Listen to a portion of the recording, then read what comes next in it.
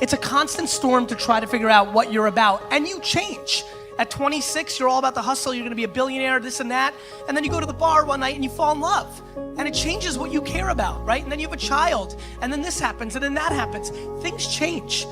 You just have to always consistently try to figure out what's driving you, and not because other people are watching, and not because that's what your dad wants, and not that because that's what you said was gonna happen and it doesn't look like it and your family's gonna judge you. You just have to be as real with yourself as possible, and that is a very difficult struggle, but when you're not, you create enormous vulnerability and unhappiness. Stop doing the things that you know are wrong that you could stop doing, right? So it's a fairly limited attempt. First of all, we're not going to say that you know what the good is or what the truth is in any ultimate sense.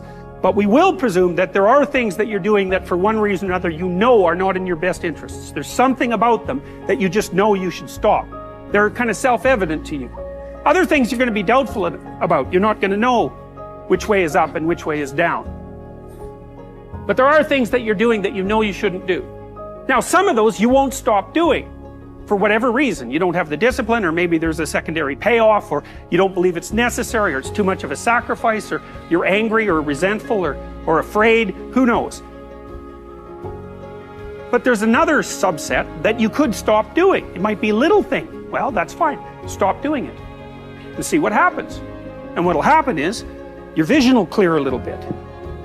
And then something else will pop up that you will also know you should stop doing and that you could stop doing. And you could do that repeatedly for an indefinite period of time. And you know, that doesn't necessarily mean that you're going to ever be able to formulate a clear and final picture of what constitutes the truth and the good. But it does mean that you'll be able to continually move away from what's untruth and what's bad. And you know, that's not a bad start.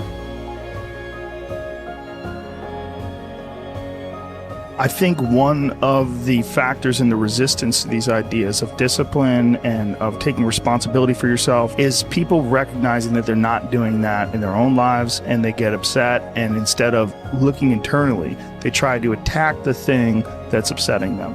They attack your message. They attack the philosophy behind it, rather than look internally and objectively and having some sort of introspective point of view where you go, okay, am I reacting to this because this resonates? Like I'm missing this aspect of my life? Does this diminish me? Or is this guy pointing something out that I can benefit from? Very few people are willing to do that. Very few people are willing to take that critical moment to look at their own behavior and look at their own thought process and wonder if the actual adverse reaction they have to this person's message is because they know that they're wrong. Start the process of becoming much more honest with yourself. It will help you make much better decisions, and it will help you in the long run. It may not taste as fun or as glamorous in the short term, but it will put you in a much better position.